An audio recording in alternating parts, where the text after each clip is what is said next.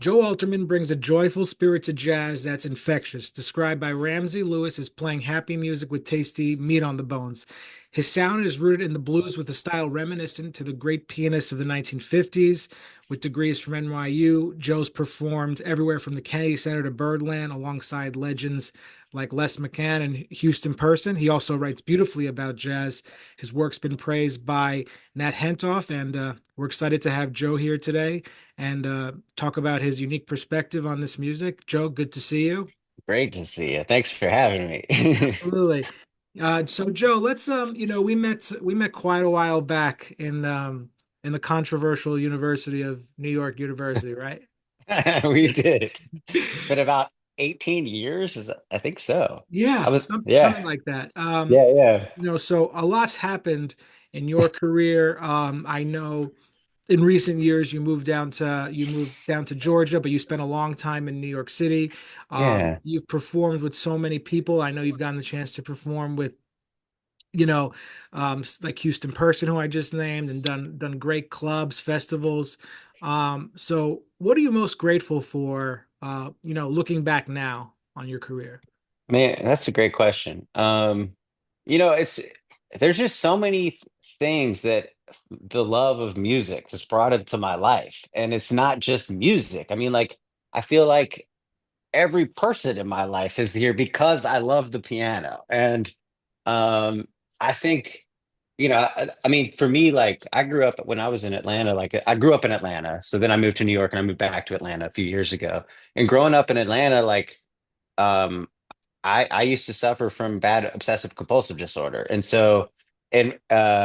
piano was always like the place where I could, like for a while, I didn't like telling my friends what I was dealing with in like early high school. So I'd be at school suffering from that, but also, you know, being exhausted from not telling my friends what I was dealing with. So I'd come home at the end of the day and just run to the piano. And the piano is like, has always, at least since then, it's always been like the place where I can like always be me. And, to just have that, it's something where you can go and always feel at home, feel like yourself. And not to mention all the amazing things it's brought to my life, like people and, so I just, it's like everything. It's like made my life what it is in a lot of ways. Yeah, and just you mentioned OCD, and a great Howie Mandel quote is, "On stage is the only place I'm comfortable. On Yeah. stage is the only place I'm truly happy." Mm, That sort of thing. mm. Is that something you can agree with? Because when you perform, like even if you're going through something, you know, it's just like you have to be there. And Yeah. Well, I wouldn't say it's the only place that I'm happy, but because I'm happy off stage too, for the yes, yeah, most of part. course. But I I think I'd say being on stage is where I feel the most like myself. You know? Um, yeah. No, no, that's a great answer. And when you use music as an escape, it also teaches you a lot about yourself too. Like Mhm. I'm sure music gotten you through those tough times. That being said, has music changed the way you understand human emotions and relationships with people in general, you think?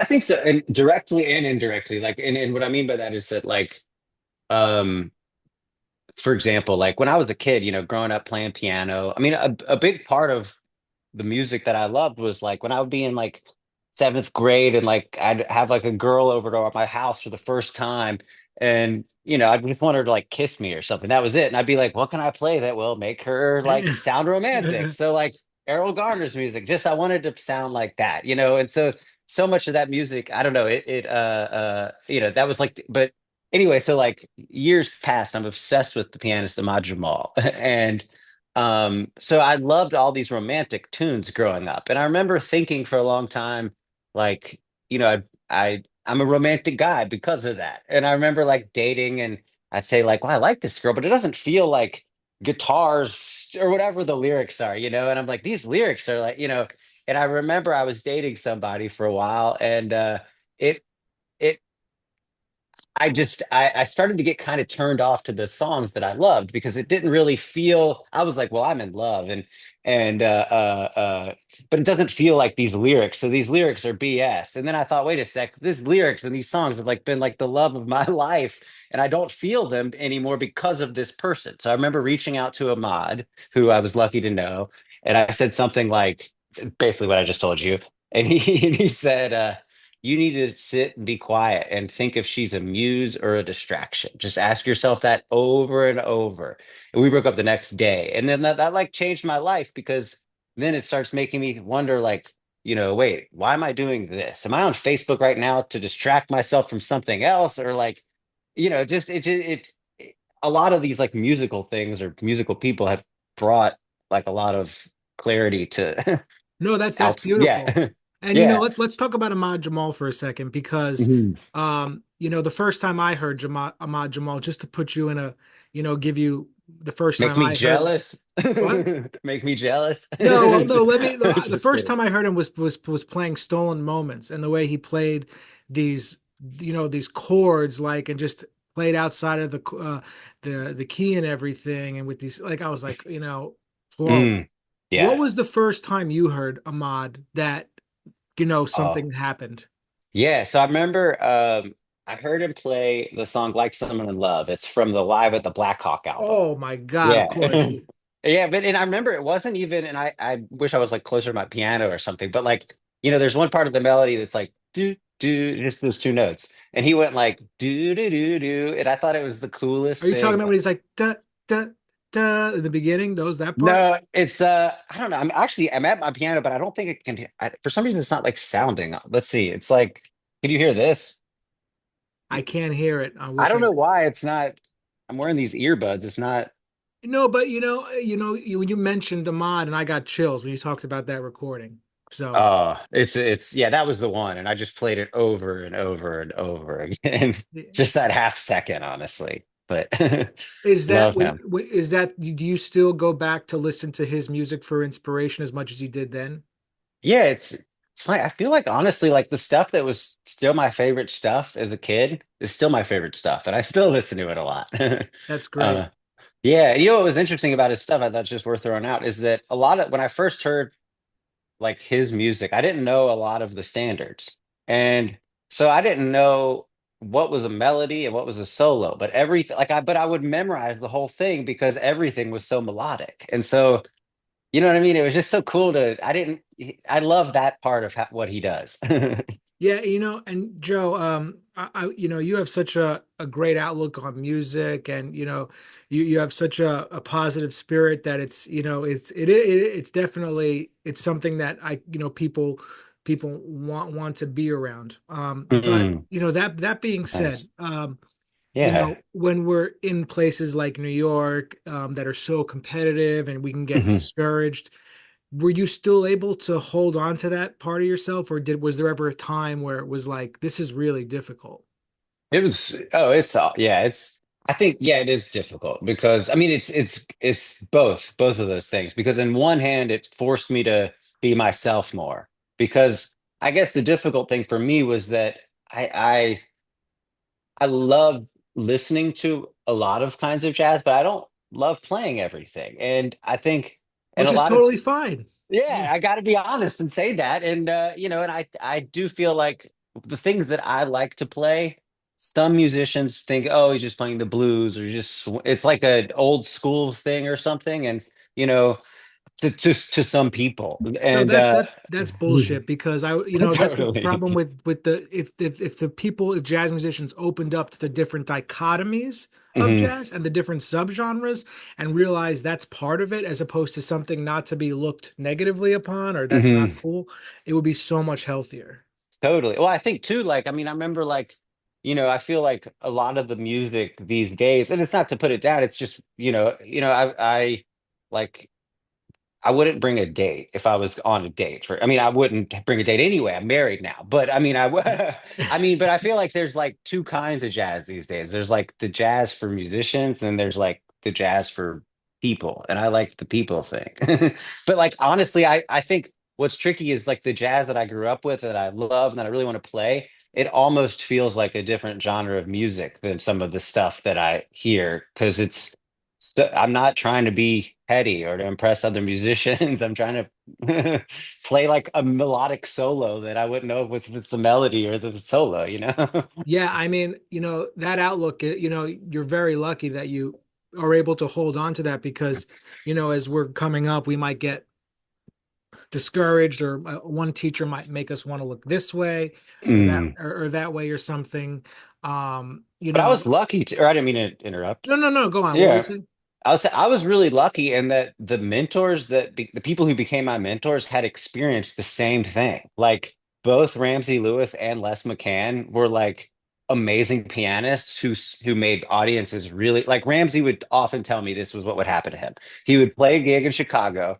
They would get and the audience would be like postmen and school teachers and they'd get like seven encores. And then the next day the review would come out and it'd be like they didn't play anything innovative. And he's like, what the? Yeah, that's pretty heavy when you say that. Yeah, I mean, Les told me, he said, but Les was often, he was kind of put down by a lot of the beboppers, and so was Ramsey. But on the other hand, they were like some of the most popular musicians of their day, and the beboppers who were putting them down, the audiences that were turned on to the beboppers' music were often only turned on to their music because they were introduced to it by something like a Ramsey or a Les. I think Ramsey, you might know this, but I think Ramsey did like something with like like where he interviewed Kenny Kirkland and stuff, and Oh, he had it's a bunch of shows. He was a yeah. radio broadcaster. He was an amazing interviewer. Yeah. So it's And he like loves everything. he loves everything, right? Yeah, but he doesn't play everything, and that's okay. No, that this and as you've gotten older, has your you're married now, and you're in your career, you're doing it. Has your emotional approach to playing evolved as you've gotten older? Yeah, man, another good question. My goal is for every interview I do to someone say that's a good question. Well, you got it twice so far. Yeah. No, definitely. I mean, I think like for me, like a lot of when I'm just like my favorite thing to do, I love obviously playing gigs and stuff, but I love after the gig coming home to my piano and just playing like whatever for a while.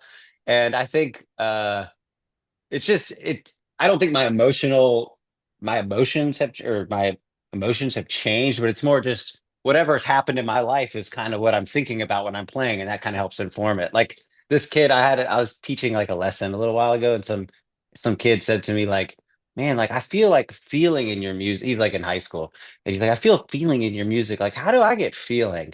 And I was like, have you ever been dumped? And he was like, no. I was like, well, get dumped. Like, I don't know what to, like it's not, you can't make that. Yeah, it's just, I don't know, things like that, or like getting married is exciting, and and it's nice to afterward to feel like calm. And, just there's different things in my life that inform the music. So it's just, navigating that. Yeah, and that's the problem too with technology. A lot of the younger kids and musicians aren't, it's all they're in front of their screens. I mean, not Mm. getting out there and playing in front of people, and they're missing out on the real world that will directly make their music have that human, component of it. So I talked to like some kids in college today. I feel like we were so lucky because man, like I talked to this kid in college and they were asking me like advice about their brand. And I'm like, we didn't have that. We didn't have to think about that. Yeah, We I just mean, had, we're yeah, lucky. We're lucky. I'm we telling you. were really, really lucky. Yeah. Um, you know, I'm kind of curious about this too because you maintain an active schedule as performing. What are you kind of exploring now on the piano? Any techniques or musical ideas you're experimenting with that have been exciting you? Yeah, honestly, well, so I had the most amazing thing happen to me a couple months ago. I actually acquired Ramsey Lewis's Steinway, and I've never had a grand piano, or I never thought I'd be able to get a Steinway this young in life.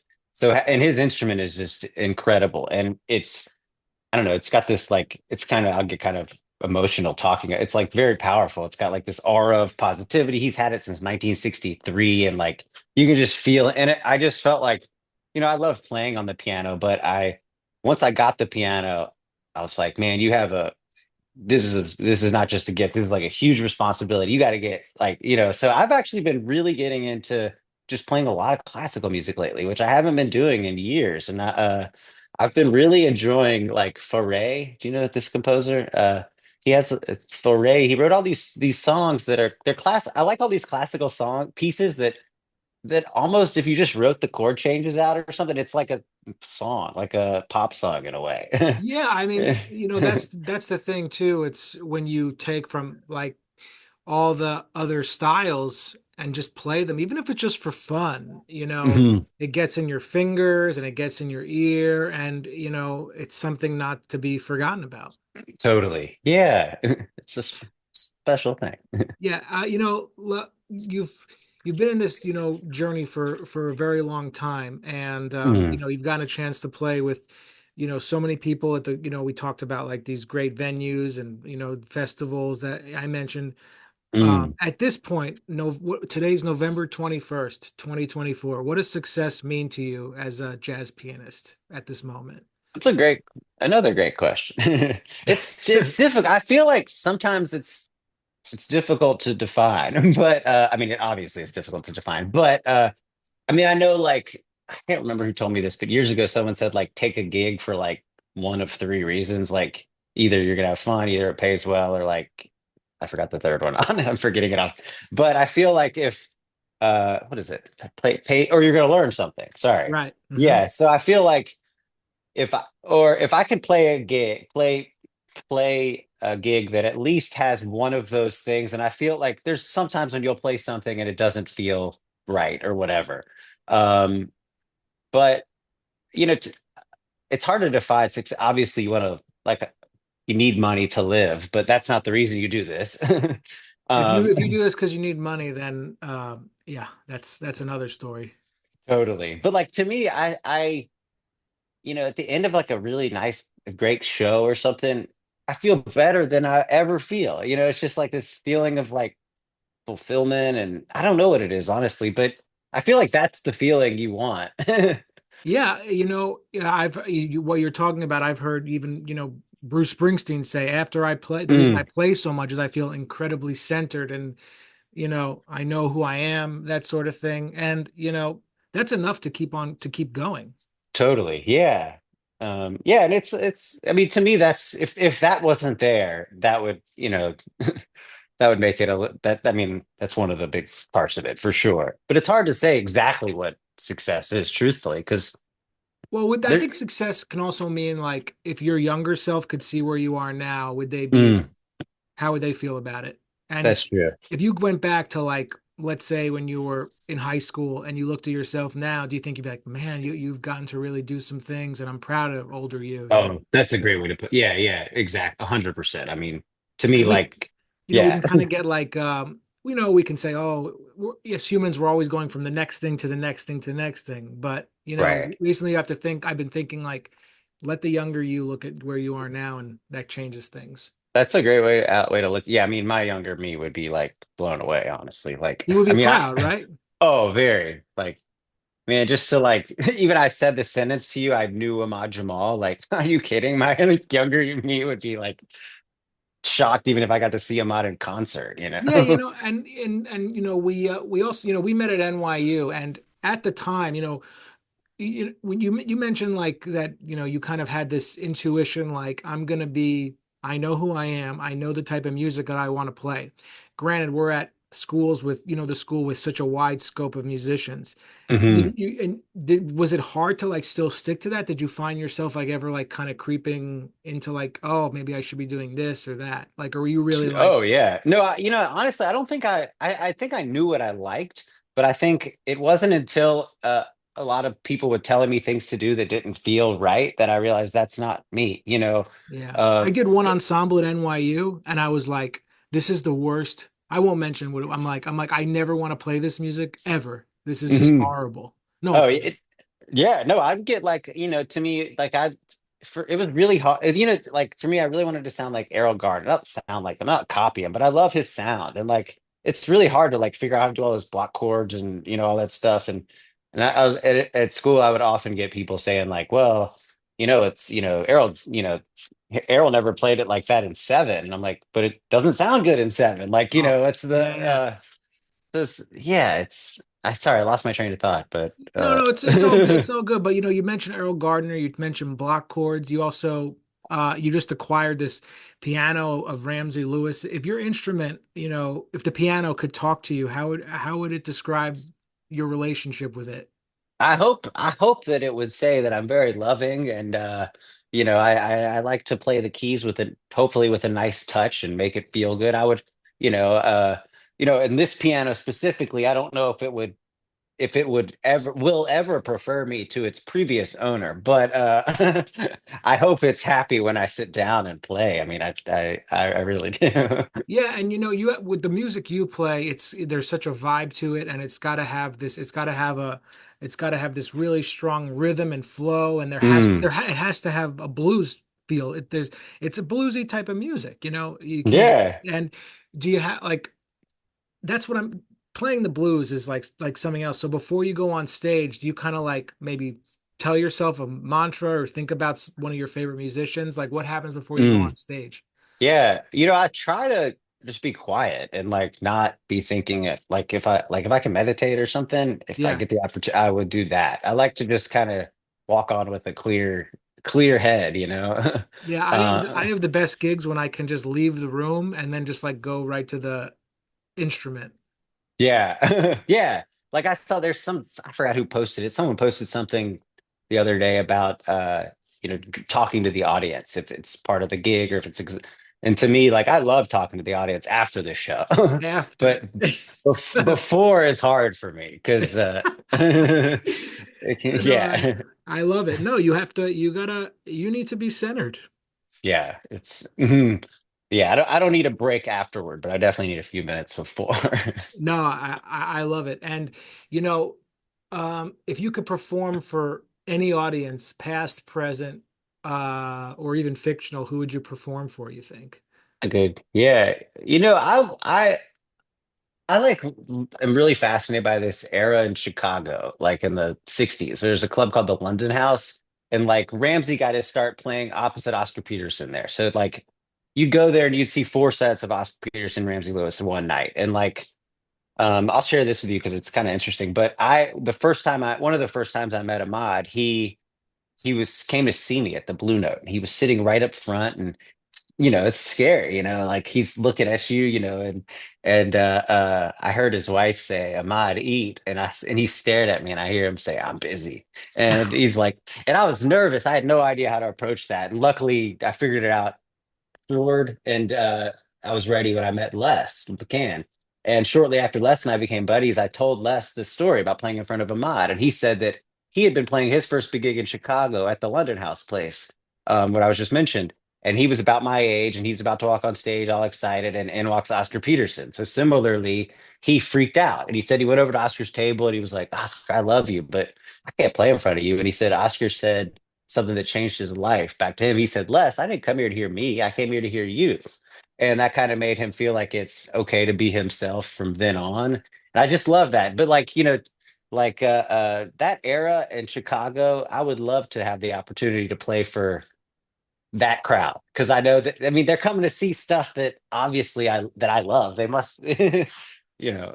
No, so where do and you're self-assured, you know what the music it means to you, and you know what you want to play. You have the technique and and and the drive to keep going. Where do you think you see yourself in, like, let's say, 10, 15 years from now? It's a What really do you good, hope to see? yeah. I to me, my favorite thing is playing piano trio. It really, really is. And I wanted, I love exactly what I mean. I feel so lucky because a lot of the gigs, I basically just get to play what I want to play. And so I love that. I just want to do more of that or for more people. I feel like there is, uh, I've been really kind of playing around with like a Fender Rhodes. So I wouldn't be shocked if in like, Have you you played in know, Savannah? Have you played in Savannah at this? I went to Savannah like for the first time in like June. They have a club there. I'm not sure the name of it though. It's like the only oh, jazz club in Savannah. it just closed. Oh my goodness. Yeah, I know. But they have two great festivals down there. There's the Savannah Jazz Festival and the Savannah Music Festival. And I played the Right. music festival. Oh, that's awesome. Yeah, it was great. Yeah. I love Savannah. There's got a lot going on down there, except for the jazz club. Yeah, no, I was like, because you're down there. I was like, I wonder if Joe's played here, you know? Oh yeah. There's another club you should look into in Hilton Head. It's called the Jazz Corner. That's an amazing club. It's not far from Savannah. Yeah, because they're both like you could fly into the same airport, I think. It is, yeah. It's like the Savannah slash Hilton Head Airport. Yeah, Yeah. it's a great one. Joe, this is great. Before we wrap up, I have one more thing I wanted to ask you. Um, Yeah. um, if you could put into words what aspects of yourself can only emerge when you're performing, because the performing gives us something we can't get anywhere else. It's not Mm, about the money when you first start, but it just gives us something. What do you think? yeah. What do you think it gives you that, if you could put into words? It just gives me in a weird way. Like I remember one time, like Les, he said to me, "Why do you do this?" And I was like, "What do you?" I was trying to. I knew he was getting at something, and I was like, "What are you getting at?" And he goes, "You don't do this because it's fun, although it is fun. You do this because it's you, and where else can you be you?" Yeah. And so, I mean, it gives me that great feeling when I get off the stage, but I don't know, I just really feel like myself up there. And I don't know if I didn't have this where I would feel that way, you know? No, that's beautiful. Where can people find you? Website, social media, and that stuff. Oh yeah, well I'm on all the I mean, I don't know if I'm on all of the social You're medias. not on There's a lot of them. MySpace.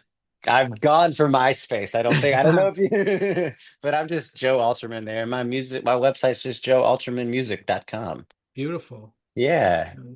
Joe, it's a pleasure to see you. It's so good to see you. Sorry, wait, where do you live now? Are Oh, you I'm in in New Jersey. Jersey? I'm in Yeah, Jersey. okay. Yeah, hmm yeah. Well, I'll let you know next time I'm up. It would be great to get together or hang out or just, Definitely. yeah, Absolutely. that'd be fun. Yeah. Yeah, man.